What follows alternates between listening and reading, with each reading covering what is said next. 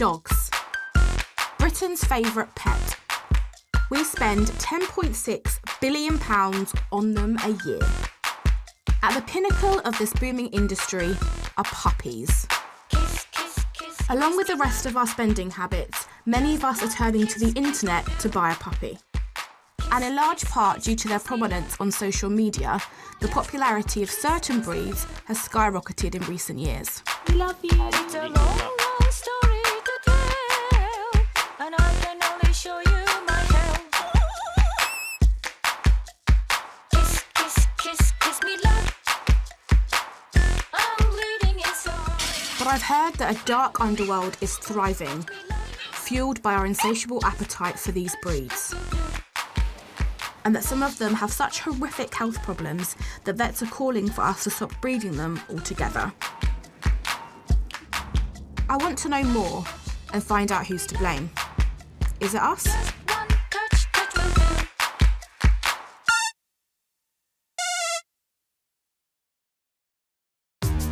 My name's Grace Victory. I'm a YouTuber and I make videos about beauty, fashion, body image and mental health. And I also have a dog. This is my crazy dog. As a vlogger, I can't help noticing that social media is full of a select few breeds of dog. Say hello to everybody. I wonder whether their prominence online has anything to do with the surge in demand for these dogs and the cruel trade in puppies that I've heard about. I'm on my way to meet fellow YouTuber Becca Rose and her pug Rupert to hear what she thinks of this trend. Rupert, you want to say hello? Hello, baby. Oh, I love you so much.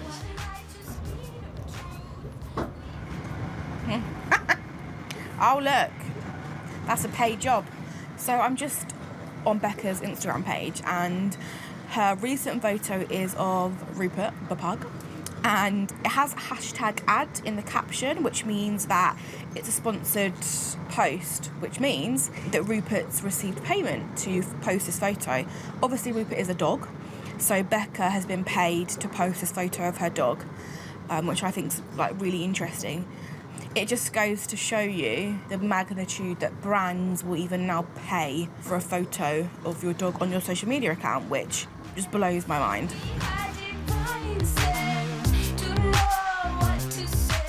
Are you excited? We're going to take some pictures for all your followers. How many has Rupert got? He's got just under 10,000, but a lot of them are kids and they just love seeing him. You don't like love hearts? He gets sent a lot of stuff, yeah, like we do. I'm not obliged to upload anything, but obviously it's nice to say thank you to the brands. So sometimes we position you with them, don't we? Any head tilt for the photo, Rupert? Give me 5. Yeah. Good boy. Yeah. Should we show them to your friends on Instagram? Yeah. Oh, he wants to play so bad. There. Good boy. Is your tongue out? You want to give me a high five? Good boy. I just feel like people are obsessed with like the Frenchies, the pugs, the miniature dogs. Do you think that influencers and YouTubers and bloggers play a massive part in what is the it dog?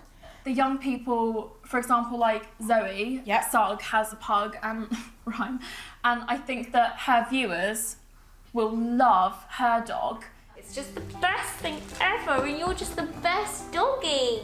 It makes people aware of pugs and it makes people like pugs. And you let me pick you up, and we have cuddles, and, you know, even though your breath's bad sometimes. Do you feel slightly responsible because you share Rupert and you have so many followers? I think that people don't talk about where they got their dog from. They just say, here's the new dog, or like, I'm getting a dog, you don't hear where from. So I think personally, me included in this, we need to talk about the responsibility that we need to have in where we get them from, because we don't. It's not talked about. Yeah.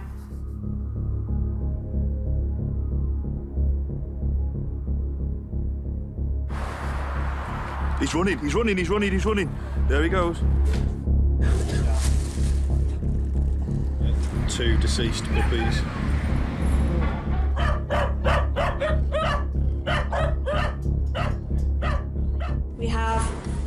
5 very young puppies, which can fit through the bars. There's no mother dog in sight. A wheelbarrow containing numerous dead puppies. However, one of them is still breathing. I've come to meet Chief Inspector Ian Briggs from the RSPCA Special Operations Unit to hear about the ugly side of the puppy trade. I work for the RSPCA Special Operations Unit, and our remit is to investigate organised animal cruelty across England and Wales. So things like dog fighting, badger digging, bird trapping, and part of our remit is the trade in puppies. You've got millions of pounds worth of dogs being trafficked into the UK constantly. We recently finished a case in Manchester where the estimates on that one was about 1.2 million. In the end, we raided them with the police and we recovered 95 puppies, all found in plastic buckets that had just recently been delivered from Ireland. Oh my God. And we found a couple of dead puppies that were there. We have a deceased puppy in with a live puppy. It was a business based on the selling of sick dogs. At the time, I described it as cruelty on an industrial scale, because it was. They had thousands of dogs go through their hands, and a percentage of those fell sick, died. They don't care what they're doing with these dogs. It's a commodity that they're bringing in and selling on as quickly as possible in order to maximise the profits. After we raided them the first time, they carried on selling. That's the audacity, that is. It's money. At the end of the day, the punishment under the Animal Welfare Act is a maximum sentence of 6 months in prison. That, to them, is just a break in their money-making activities. But we continue to work on this particular gang, and they were sent to prison. So the general public will put in, I don't know, pug or French bulldog, and an advert comes up. How do they not know this from, you know, puppy smugglers? It is very difficult for the public to identify who is a legitimate breeder and who is a dealer. The advert could quite easily say, homebred puppies, good with children, mother available. What they're trying to do is project this image that they have bred that dog. They'll have different mobile phones marked up for the breed of the dog, highly glossy brochures that will accompany the dog, and within that will be a pedigree. Now, these pedigrees, they're not worth the paper they're written on. And again, it's all designed to dupe the buyer into believing they're buying it from legitimate a place. breeder. I never realised how big of a problem it was. It's a massive problem. Anybody can bring in a load of dogs from Ireland, stick them on the internet, turn over a huge profit. And that's where we need to concentrate to make that more difficult.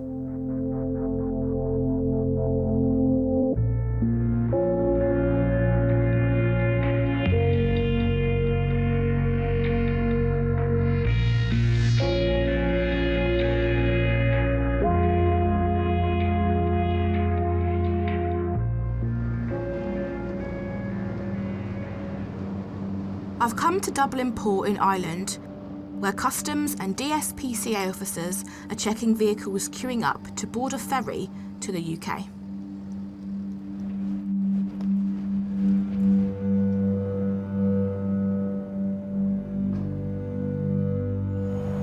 Our officers are looking for drugs, tobacco, alcohol, firearms, and also puppies as well. It wouldn't be uncommon to find 20, 25 puppies in the boot of a car. We've had seizures where we've had upwards of 100 puppies at a time. That cargo is probably worth something at sales value in the UK, could be worth up to 20,000 sterling. The cost of producing those puppies in Ireland is nothing like that. This is big business. There are farms in Ireland where there are 500 and 600 bitches who do nothing else but produce puppies every day. So what is a puppy farm? The animals can be kept in a very small area, maybe a couple of metres square. She's impregnated, the puppies are taken away from her at 4 weeks old. Then she's possibly given hormone injections to bring her back into heat again so that she can produce more puppies.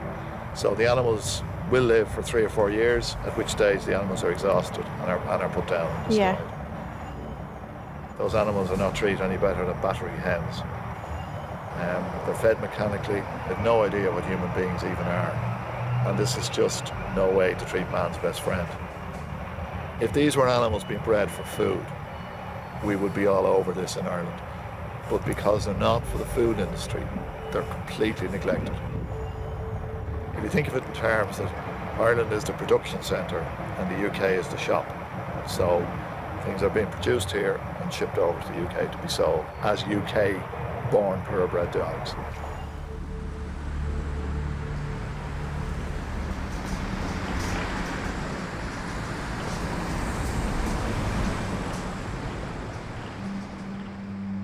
"300 miles away in Dover, customs officials are seizing increasing numbers of puppies that have been smuggled in from Europe on ferries.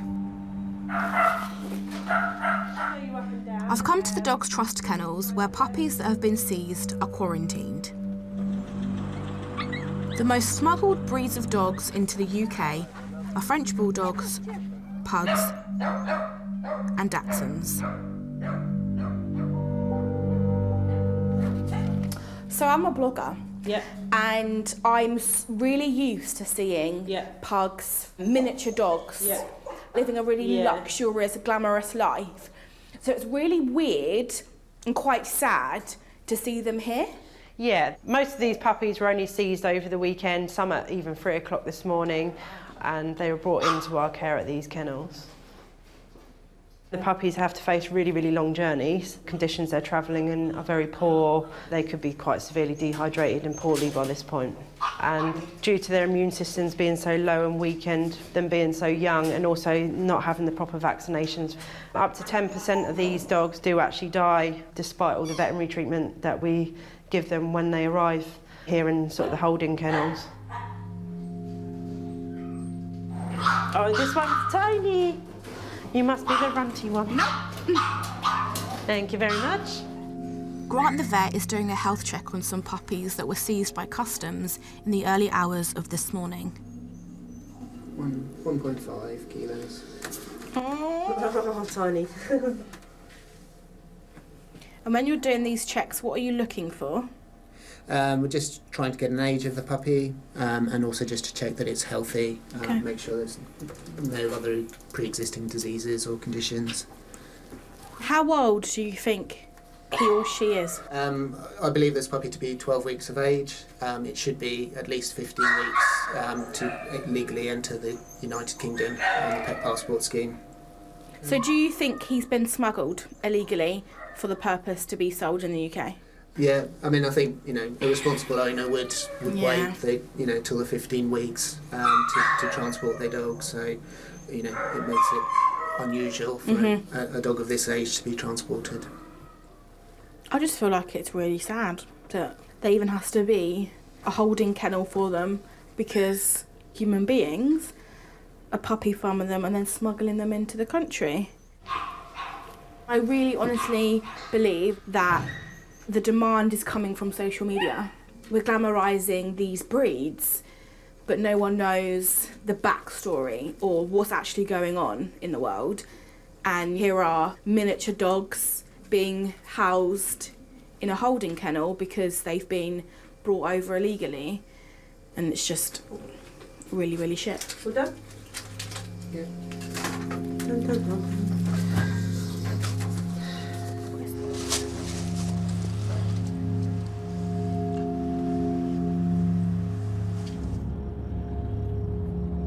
I've come to meet Hayley, who bought a Puggle puppy online from a criminal gang.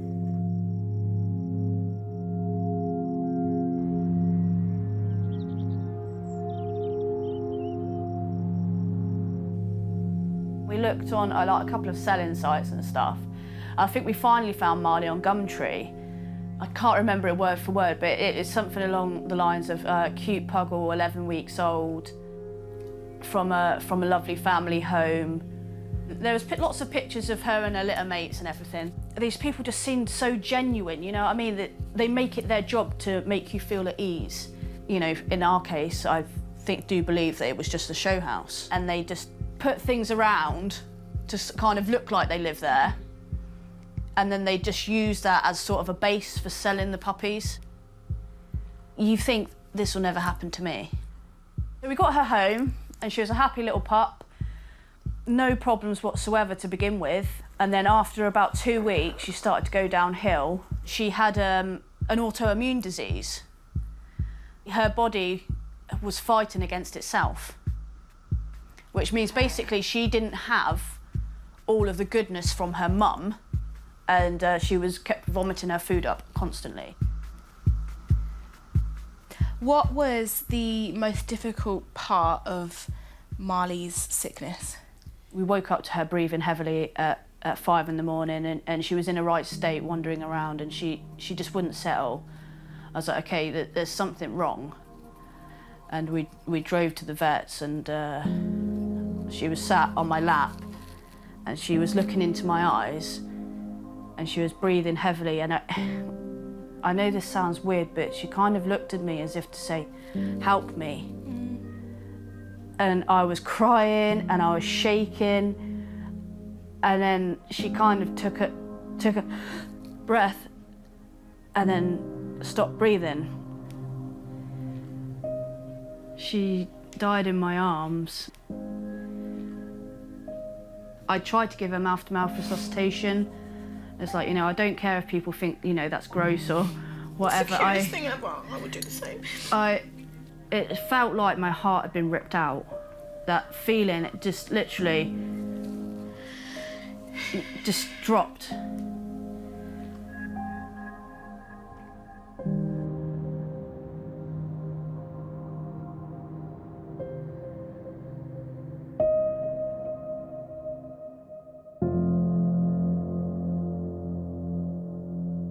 Bulldogs, pugs and Shih Tzus are becoming increasingly popular as pets. But now vets are warning that the demand for flat-faced breeds of dogs is harming their welfare.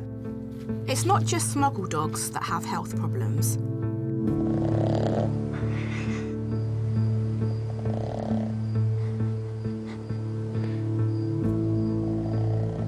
The squashed-face look that we are breeding into our French bulldogs and pugs makes it difficult for them to breathe.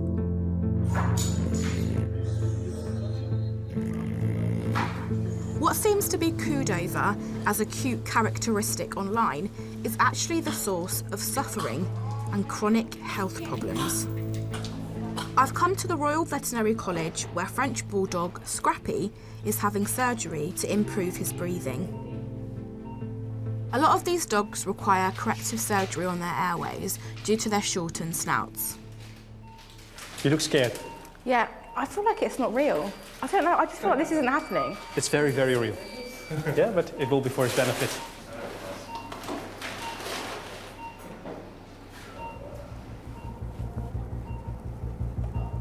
Okay. So the surgeon has now cut off the excess part of the soft palate. So hopefully now he'll be able to breathe a lot easier. Now he has a clear airway. Now he can breathe past the soft palate. That's still so small though, isn't it? It's still small, but this should be big enough for him, yeah? Next, the vet enlarges Scrappy's nostrils to allow him to breathe easier through his nose. This one bleeds more than the soft palate, actually. But you can see from the nostril that has been done, the visible difference in breathing space. It's not fair on them, and it impacts their quality of life. We shouldn't have to do surgery for them to be able to just breathe, yeah. So now we've done Scrappy, what other surgeries do we have today?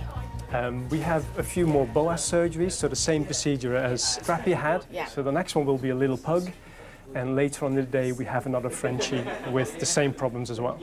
So how many do you think you do a day, or on a weekly basis? It depends from 3 to 6, 7 a week. Of the same procedure, of the flat face dog? Yes. I can't believe that.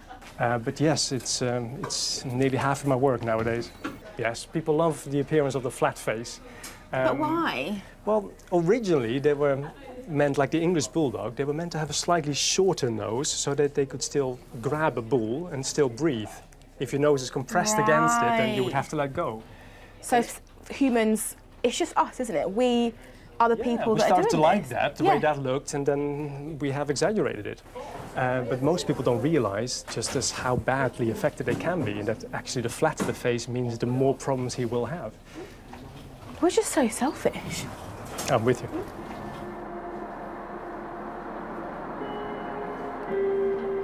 While Scrappy recovers from his surgery, I meet with his owner Amy in the waiting room. How much is it costing? So it's estimated at the moment, so we don't know exactly, but it's up to 3,000. So what? Yeah, so I think the estimate was anywhere from 1,800 to 3,000. And is that with insurance? He is insured, but he's not covered by insurance because it's a breed defect, and a lot of insurance make it a clause. Do you kind of wish that you got a different dog? No, because he's incredible. Like, I wouldn't change him for the world, but it's just obviously. costing you an arm and a leg right now. Luckily, Scrappy's owner has stood by him. But charities are reporting that owners of today's must-have breeds are abandoning their dogs in alarming numbers.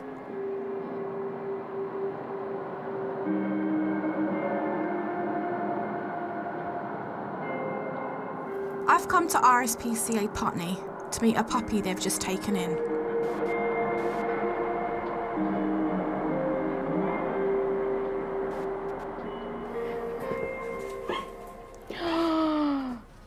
So here's little Pumpkin. He's tiny. He is. Oh, hi. Hi. We think he's about 8 or 10 weeks old. I need to hold. With pleasure. Just don't drop him, okay? Yes. Oh. So he's a little live wire. He'll be a little wriggler. Hey, sweetheart. But he's just super, super friendly. There you go. Hi. So he was found in a garden by a member of the public, and he had a note attached close by to him saying a free pug. And he's got one eye. He's got one eye. He came into us with an injured face and an injured eye on this right-hand side here. He couldn't see out of that eye. There's a source of quite a lot of pain for him. And so we removed it last week, and he's been doing fantastically well. And he's not in pain anymore. He's not in pain anymore. We see a lot of injuries like this, where dogs have been hit over the head, but some people get really impatient with them. But why? Weeing on the floor, or if they're pooing on the floor, which is perfectly normal for a puppy. Oh. Unfortunately, people take on these puppies, or any puppies, and they don't realise the amount of work that's required. So we're going to take him through now into one of our consultative rooms to check up on how the eye's doing. If you want to pass him to me, I'll carry him through. He's eating my hair. He loves your hair. There we are. Come on then, little puglet. Let's go through.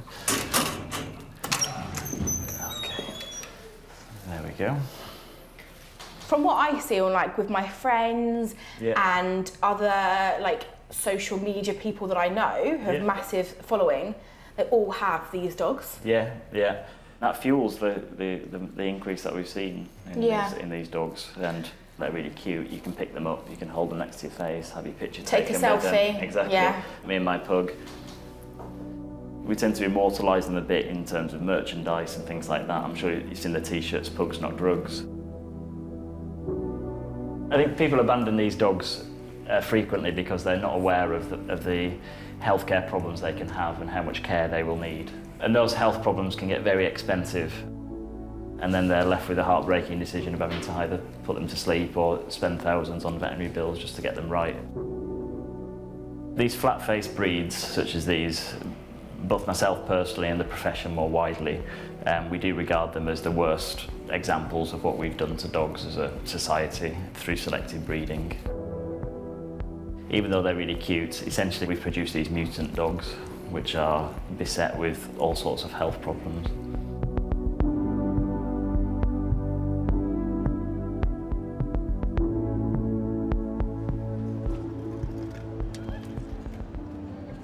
We've got a problem in this country with how we go about choosing and buying our dogs. And I'd be the first to put my hand up and say that I've been a part of the issue. I bought my dog Snickers on Gumtree, and I went to the house, didn't see Snicker's mum, I saw different breeds of dogs in the house. It's quite clear to me now I didn't get him from a legitimate place.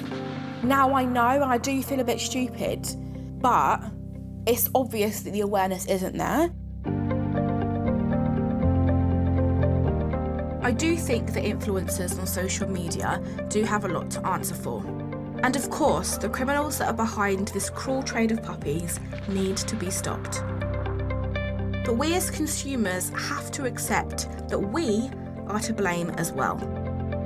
We need to be more responsible about the breeds that we choose, and we have to start thinking about where the puppies we buy are coming from before we buy them.